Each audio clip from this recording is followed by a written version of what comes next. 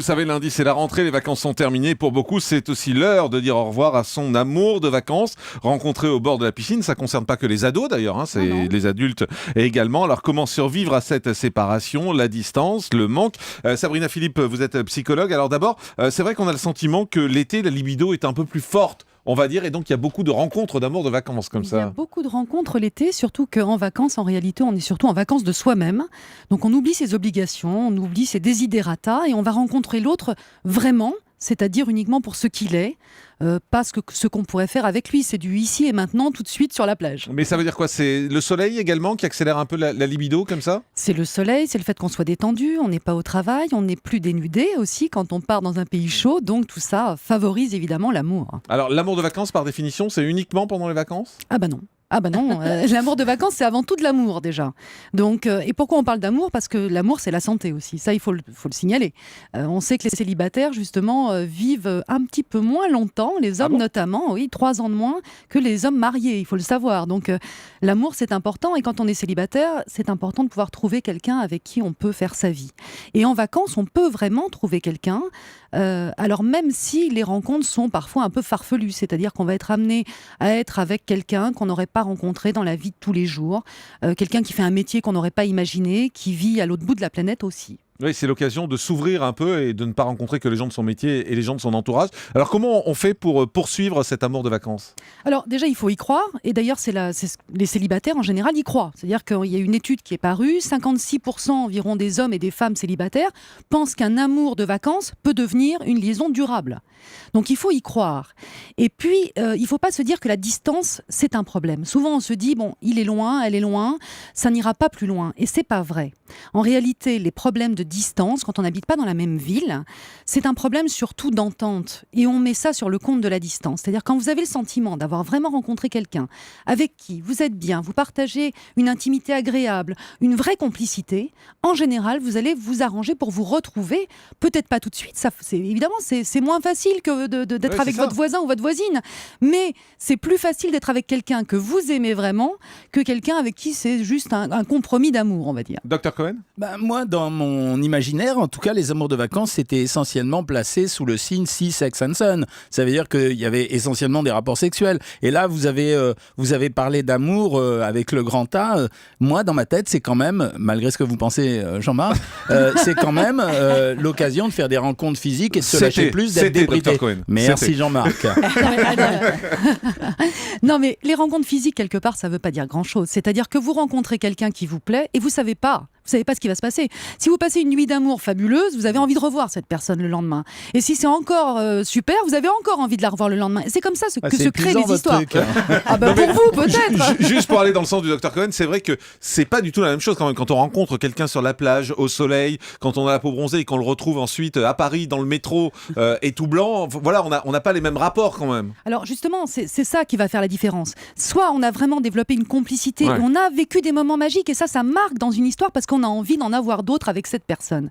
Donc soit on a vraiment développé une complicité, soit en effet c'était qu'un amour physique, et dans ce cas-là il va mourir en même temps que les premières feuilles d'automne tombent. Dr Pérez. Oui, moi je suis moins pessimiste que le Dr Cohen. Je pense que quand les gens rentrent dans une relation amoureuse sur une plage parce qu'il fait beau, parce qu'on est bien, je suis sûre qu'il y a toujours une dimension un peu sentimentale, là, y compris chez les moins sentimentales. C'est très féminin, si, ça. Mais oui, en tout cas, mais je vous assure, je suis bien persuadée. En tout cas, moi je connais beaucoup de jeunes filles, beaucoup de jeunes femmes. Il y a toujours. C'est ça, c'est féminin. C'est ce que dit le Dr Cohen. Je suis pas d'accord avec vous. La sentimentalité ne concerne pas que les filles, mais aussi les garçons, je vous assure. Moi, j'ai des fils et j'ai beaucoup de garçons autour de moi. Qu'est-ce que vous en pensez, docteur Non, mais Madame moi ce que j'en pense surtout, c'est qu'en fait, quand on passe des bons moments, on a envie de les reproduire inévitablement. Donc, si vous passez un moment magique sur la plage, vous aurez envie d'en passer d'autres, y compris dans votre ville, à Paris, sous la grisaille. Docteur Lemonnier.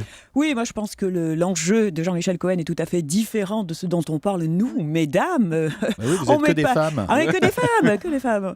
Et, mais c'est une autre perception. alors, mais c'est intéressant parce que on sent qu'il y a une différence de perception entre la femme et l'homme. Nous, c'est pour l'amour vrai. Hein. Vous, c'est peut-être pour l'amour physique. Et je fais une petite Pour la parenthèse. gaudriole, Jean-Michel.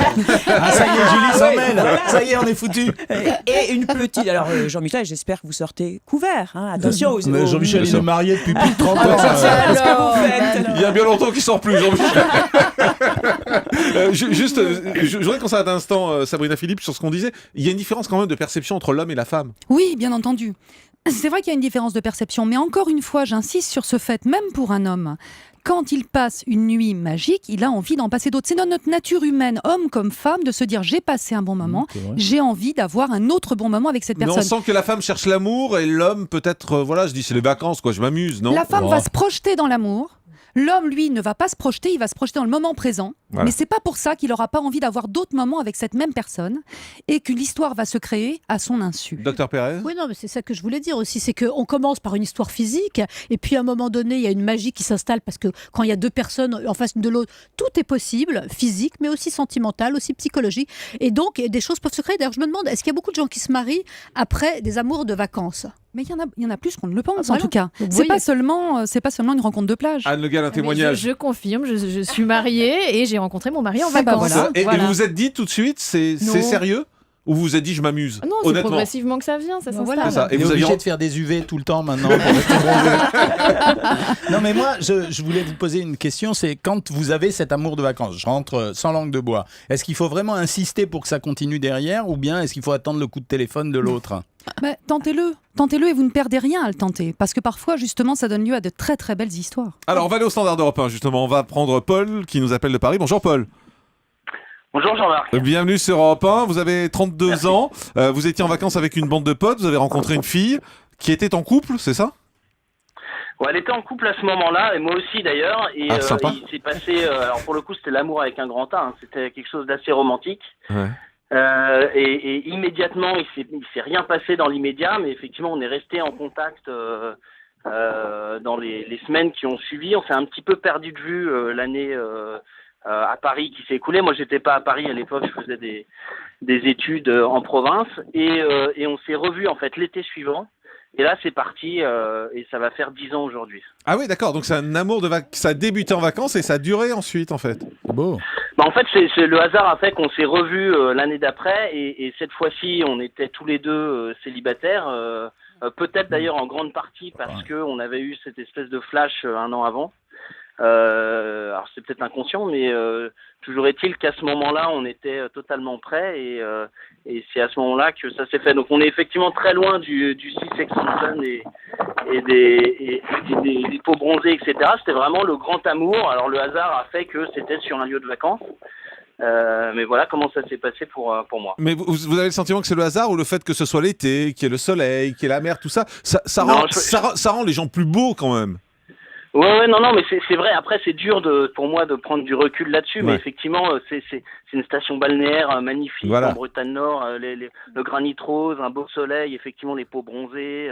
Oui, tout ça doit jouer. D'ailleurs, dans mon groupe d'amis, il y en a beaucoup qui de ce coin de Bretagne, hein, là où j'ai l'habitude de passer mes vacances, il y en a beaucoup qui ont trouvé leur conjoint sur ce lieu de vacances. Donc ça doit quand même jouer. Ouais, merci Paul pour ce témoignage. Sabrina Philippe, juste un mot, c'est vrai que ça rend beau le soleil, la mer, la plage, tout ça. Voilà, on est toujours forcément mieux qu'en plein hiver quand on a le nez qui coule. Mais bien sûr, et c'est justement parce qu'on est mieux qu'on a envie d'aimer. Parce que plus on est bien dans sa peau, voilà, plus on est bien dans sa peau, plus on a envie d'aimer. Docteur Pérez. C'est vrai que les vacances, c'est aussi des moments où on rencontre des gens. À Paris, il y a beaucoup de gens qui sont assez seuls, qui travaillent, voilà. Et donc, la possibilité de rencontrer beaucoup de gens parce que vous sortez, parce que vous allez au restaurant, parce que vous allez danser, parce que vous allez en boîte, parce que vous cognez quelqu'un sur la plage et que vous avez l'occasion de parler avec lui, c'est des possibilités de rencontre et c'est ça qui fait qu'il y a plus d'amour, à mon avis. Bien sûr, pendant les vacances. C'est beau comme tout.